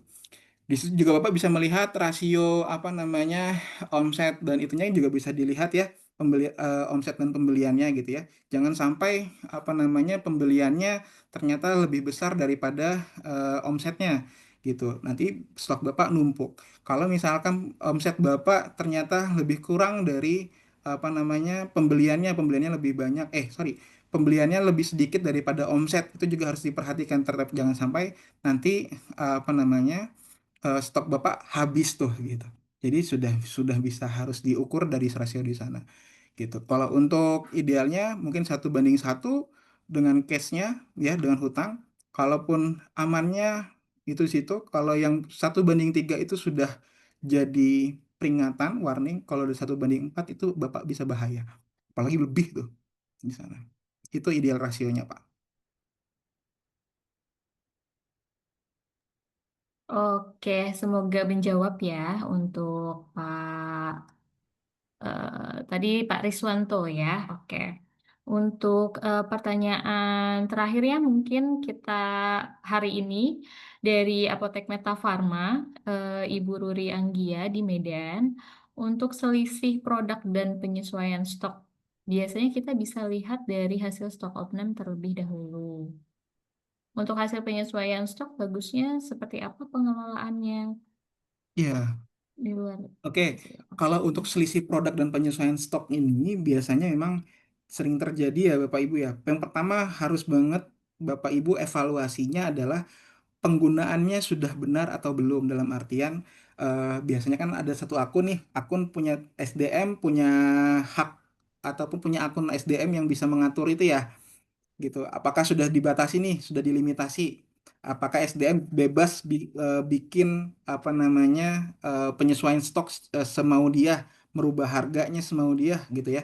Itu Bapak Ibu sudah harus evaluasi itu gitu. Maksudnya tanamkan apa namanya akun-akun yang digunakan SDM itu sesuai dengan job desk dan hak ataupun apa namanya kemampuan dia gitu. Jadi limitasi lah, ada limitasi gitu. Karena kalau misalkan itu enggak, nanti takutnya mereka bermain di situ Bapak Ibu gitu. Penyesuaian stoknya mereka asal asal melakukan penyesuaian stok, asal merubah data stok gitu. Jadi benar-benar uji petik ataupun real stoknya itu tidak tidak sesuai dengan yang terjadi. Ada stok opname, tapi stok opname yang diinput tidak sesuai dengan yang ada di sana gitu. Ada sistem evaluasinya pertama harus dievaluasi. Ketika itu sudah semuanya selesai gitu ya, untuk hasilnya gitu ya, hasilnya dievaluasi dulu, Bu. Benar nggak itu penyesuaian stoknya berdasarkan karena memang hilang, karena memang terjual, salah input atau backdate atau enggak. Itu perlu dievaluasi gitu. Dan itu dilakukannya bisa mingguan, bisa bulanan gitu. Gitu. Yang paling baik adalah mingguan atau misalkan paling baiknya lagi adalah seharian. Maksudnya satu hari setiap hari dilakukan dengan cara uji petik. Jadi uji petik langsung stok opnam, uji petik stok opnam, dilihat stoknya, kemudian itu akan sangat jauh lebih akurat gitu ya daripada teman-teman ketika nunggu pasien nggak ada kegiatan gitu kan, lebih baik uji petik bisa sekalian gitu. Dikasih targetan mungkin satu hari 10 produk item uji petik gitu ya, atau raknya sesuai berdasarkan raknya ataupun berdasarkan apa. Jadi bisa lebih akurat datanya gitu. Tapi ya juga harus dilihat apakah akunnya itu dia bisa mengakses dengan yang lain-lain gitu. Karena di situ ada celah kebocoran juga, Bu, di di akun itu. Ketika tidak sesuai penempatan akunnya ataupun tupoksinya, kemudian pengawasannya tidak jelas, juga tidak kurang ini akan ada eh, potensi hilang atau kebocoran di situ. Bagusnya seperti apa pengelolaannya tadi coba dievaluasi dulu, kemudian bisa dievaluasi per minggu, benar nggak ini emang diskon atau misalkan oh ini emang penambahan stoknya tidak sesuai atau udah dan sebagainya, baru di ini gitu. Jangan terlalu mudah, oh yaudah cuman nilai karena nilainya 50.000, oh ya sudah sesuaikan. Jangan terlalu mudah menyepelekan itu, Bu, gitu ya, hal-hal kecil gitu. Kalau memang ada itu minimal ditanyakan ini kenapa ini gitu. Karena ya tadi kalau kata dulu yang kejahatan itu karena ada kesempatan, bukan karena ada ini gitu.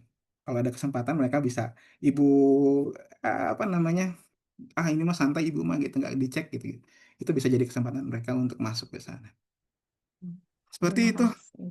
Terima kasih, Kak Syah. Kak, punten banget nih, ada satu pertanyaan terakhir mungkin bisa dijawab singkat ya, Kak ya, dari Apotek Sejahtera Medika, Ibu Mutmainah. Kalau kita kerjasama dengan investor, berapa normalnya persentase bagi hasil antara pengelola dan investornya? Iya, iya. Kalau dibilang normalnya itu belum ada patokan, Bu. Dalam artian kita di kuliah juga nggak ada patokan nilainya investor sekian. Tapi Bapak Ibu bisa menilai nilai Ibu sendiri gitu. Dalam artian ketika kita bekerja sama itu ada yang namanya tangible asset dan intangible asset gitu ya. Tangible asset itu adalah aset yang bisa diukur gitu ya. Dalam artian RAB-nya nih.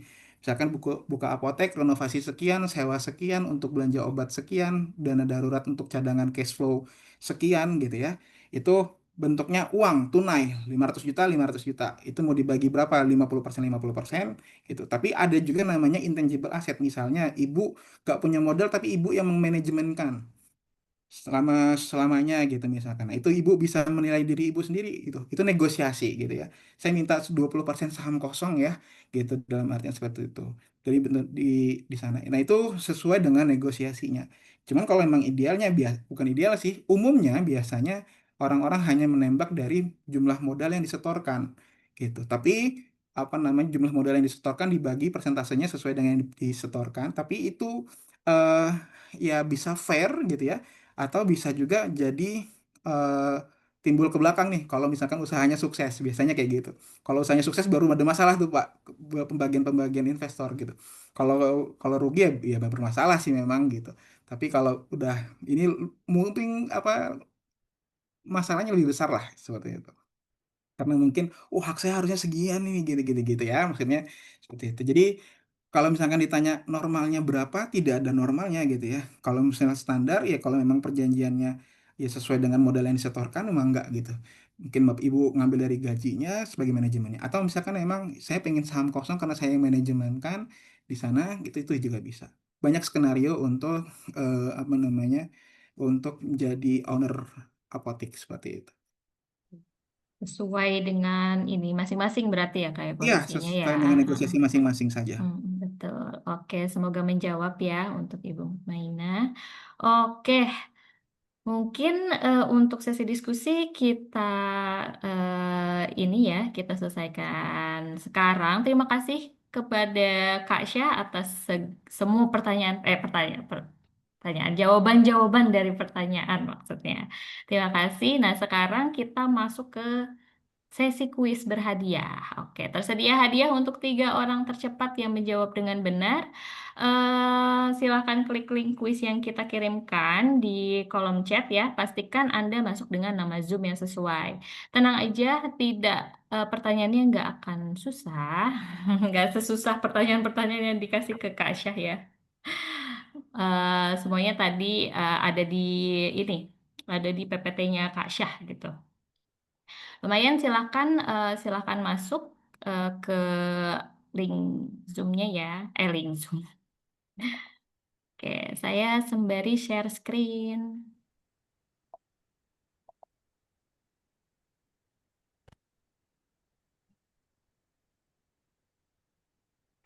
Oke, dari tim Apotek Digital juga boleh ngasih link presentasi di link Zoom boleh. Nanti biar sekalian habis kuis selesai boleh diisi link presensinya untuk hari ini. Oke, sudah 12. Oke. Wait ya. Aku gedein deh. Oke, ada lagi kah yang mau masuk? Ini. Siapa mau? Oke, ada lagi yang mau masuk? Sudah 13 orang atau mau cukup ini aja biar nggak banyak ini nih saingan. Oke, let's go katanya. Oke, sudah 13 orang. Saya mulai sekarang. Good luck ya.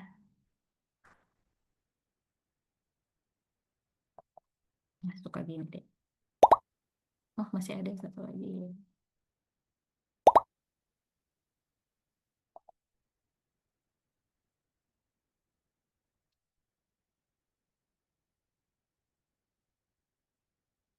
Oke ya, udah 16 orang di start. Oke, good luck.